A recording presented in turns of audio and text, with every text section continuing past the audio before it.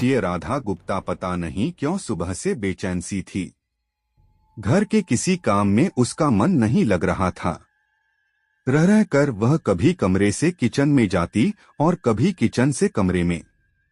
उसने यह क्रिया कई बार दोहराई तो कमरे में बैठे पति सुनील से रहा नहीं गया। उसने पूछा, क्या बात है राधा, मैं काफी देर से देख रहा हूँ कि तुम किचन और कमरे के बार बार चक्कर लगा रही हो, आखिर बात क्या है? आपको क्या बताऊं, मैं खुद भी नहीं समझ पा रही हूँ कि मैं ऐसा क्यों कर रही हूँ, राधा ने झिझकते हुए उत्तर दिया। पता नहीं, सुबह से ही मेरा मन किसी काम में नहीं लग रहा, जी भी बहुत घबरा रहा है। तबीयत तो ठीक है न तुम्हारी? पति ने पूछा। हाँ, तबीयत ठीक है। तो फिर क्या बात है, मन क्यों घबरा रहा है? कहो तो तुम्हें किसी डॉक्टर को दिखा दूं? अरे नहीं, आप परेशान मत होइए, डॉक्टर की कोई जरूरत नहीं है। अभी थोड़ी देर में भलीचंगी हो जाऊंगी। मैं तो इसलिए कह रहा था कि मैं ड्यूटी पर चला जाऊंगा, फिर रात में ही घर लौटूंगा। इस बीच कुछ हो गया तो? अरे बाबा, मैं कहती हूँ मुझे कुछ नहीं होने वाला। मेरी फिक्र मत करिए, आप आराम से ड्यूटी जाइए। वैसे भी कोई बात होती है तो घर वाले हैं न मुझे संभालने के लिए, कहकर राधा कमरे से किचन की ओर चली गई। इस बार किचन से वह पूरा काम निपटा कर निकली थी। पति को खाना खिलाकर ड्यूटी भी भेज दिया। काम निपटाकर वह बिस्तर पर लेटी ही थी कि तभी उसके फोन की घंटी बज उठी। फोन उठाकर उसने देखा तो स्क्रीन पर उसके पापा जयप्रकाश गुप्ता का नंबर था। राधा ने झट से चहकते हुए कॉल रिसीव की। उस दिन राधा को अपने पिता की बातों से मायूसी महसूस हुई तो उसने उनसे इसकी वजह जाननी चाहिए। जयप्रकाश ने कहा, क्या बताऊं बेटी, मुझसे एक अनर्थ हो गया। अनर्थ? कैसा अनर्थ? राधा ने पूछा। बेटी, आवेश में आकर मैंने अपने ही हाथों फूल सी छोटी बेटी प्रिया को मौत के घाट उतार दिया। क्या प्रिया को आपने मार डाला? राधा चीखती हुई बोली। हाँ बेटी, उसकी चरित्रहीनता ने मुझे हत्यारा बना दिया। मैंने उसे सुधरने के कई मौके दिए, लेकिन वह अपनी हरकतों से बाज नहीं आ रही थी और मेरे हाथों यह अनर्थ हो गया। ये क्या किया आपने पापा? मेरी बहन को मार डाला। इतना कहकर राधा ने फोन डिस्कनेक्ट कर दिया और निढाल होकर दहाड़ मारने लगी। अचानक बहू के रोने की आवाज सुनकर उसके सास-ससुर घबरा गए कि अभी तो भलीचंगी किचन से अपने कमरे में गई है, फिर अचानक उसे हो क्या गया कि दहाड़ मारकर रोने लगी। वे दौड़े भागे बहू के कमरे में पहुंचे तो देखा कि बहू बिस्तर पर लेटी सिसकियां ले रही थी। उसके ससुर ने जब बहू से रोने की वजह पूछी तो उसने पूरी बात उन्हें बता दी। बहू की बात सुनकर ससुर भी चौंक गए कि समधी ने ये क्या कर दिया। थोड़ी देर बाद जब राधा थोड़ी सामान्य हुई तो उसने पति को फोन करके सारी बातें बता दी। सुनील भी आश्चर्यचकित रह गए। उन्होंने पत्नी के तहेरे भाई विनोद को फोन करके यह बात बताकर उससे पूछा कि ऐसे हालात में क्या करना चाहिए। काफी सोच विचार के बाद विनोद इस नतीजे पर पहुंचे कि बात पुलिस को बता देनी चाहिए, क्योंकि यह मामला हत्या से जुड़ा है। आज नहीं तो कल यह राज खुल ही जाएगा। विनोद ने सुनील से कहा कि वह एसएसपी को फोन करके इसकी सूचना दे रहा है। उसके बाद गोला थाना जाकर वहां के एसओ से मिल लेंगे। विनोद ने उसी समय एसएसपी डा सुनील गुप्ता को अपना परिचय देते हुए पूरी घटना की जानकारी दे दी। मामला हत्या का था, इसलिए उन्होंने थाना गोला के एसओ संजय कुमार को तुरंत मौके पर पहुंचकर कार्रवाई करने के आदेश दिए।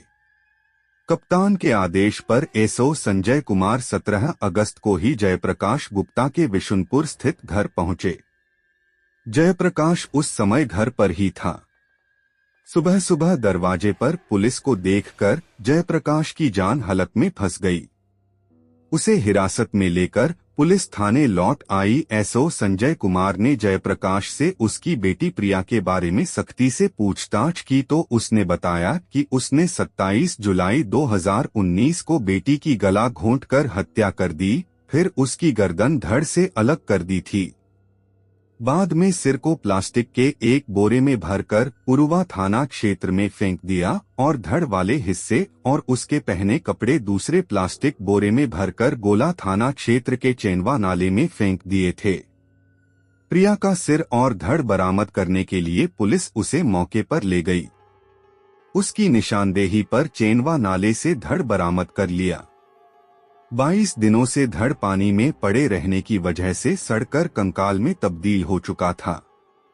पुलिस ने कंकाल को अपने कब्जे में लेकर पोस्टमार्टम के लिए भेज दिया, लेकिन उसके सिर का कहीं पता नहीं चला। एसओ संजय ने जब उससे पूछा कि तुमने अपनी ही बेटी की हत्या क्यों की, तो दबी जुबान में जयप्रकाश गुप्ता ने जो जवाब दिया, उसे सुनकर वही नहीं, वहां मौजूद सभी ने अपने दांतों तले अंगुलियां दबा लीं। कलयुगी पिता जयप्रकाश ने रिश्तों की मर्यादा का खून किया था। कंकाल बरामद होने से करीब 22 दिनों से रहस्य बनी प्रिया के राज से पर्दा उठ चुका था। बहन की हत्या से राधा बहुत दुखी थी। उसे पिता की घिनौनी करतूत पर गुस्सा आ रहा था। राधा ने साहस का परिचय देते हुए पिता जयप्रकाश के खिलाफ धारा 302, 201, 120 बी भादनसन के तहत रिपोर्ट दर्ज करा दी। जयप्रकाश गुप्ता से पूछताछ के बाद इस मामले की जो घिनौनी कहानी सामने आई, उसे सुनकर सभी हैरान रह गए। करीब 55 वर्षीय जयप्रकाश गुप्ता मूल रूप से उत्तर प्रदेश के गोरखपुर जिले के गोला थाना क्षेत्र के विशुनपुर राजा बुजुर्ग गांव का रहने वाला था। वह गल्ले का कारोबार करता था। करीब 15 साल पहले उसने विशुनपुर राजा बुजुर्ग गांव में मकान बनवा लिया और परिवार के साथ रहने लगा था। उसके परिवार में पत्नी और 2 बेटियां राधा और प्रिया थीं।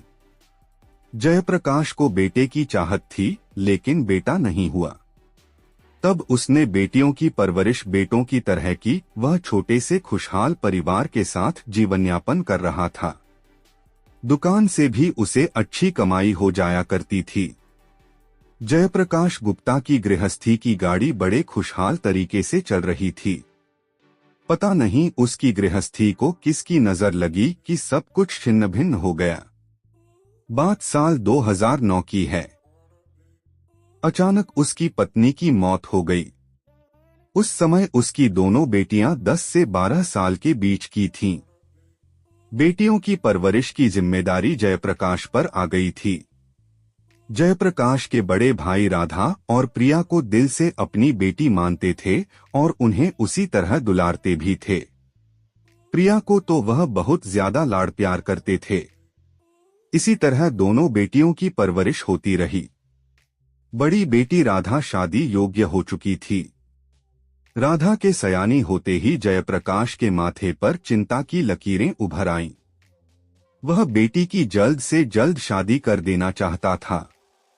उसके लिए वह लड़का देखने लगा। गोला इलाके में ही उसे एक लड़का पसंद आ गया तो जयप्रकाश ने साथ सन 2015 उसके में राधा की शादी कर दी। राधा की विदाई के बाद घर में जयप्रकाश और उसकी छोटी बेटी प्रिया ही रह गए।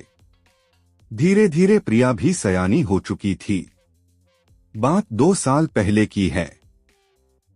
प्रिया बाथरूम से नहाकर बाहर निकल रही थी। गीले बदन से उसके कपड़े चिपक गए थे। इत्तफाक से उसी समय जयप्रकाश किसी काम से घर में आया। उसकी नजर बेटी प्रिया पर पड़ी तो उसकी आंखों में एक अजीब सी चमक जाग उठी और उसके शरीर में वासना के कीड़े कुलबुलाने लगे। उस वक्त उसे प्रिया बेटी नहीं, एक औरत लगी। वह उसके तन को नोचने की सोचने लगा। इसके बाद जयप्रकाश यही सोचता रहा कि प्रिया को कब और कैसे अपनी हवस का शिकार बनाए। इसी तरह 1 सप्ताह बीत गया। एक रात प्रिया जब अपने कमरे में गहरी नींद में सो रही थी, तभी जयप्रकाश दबेपाम उसके कमरे में पहुंचा और सो रही बेटी को अपनी हवस का शिकार बना लिया।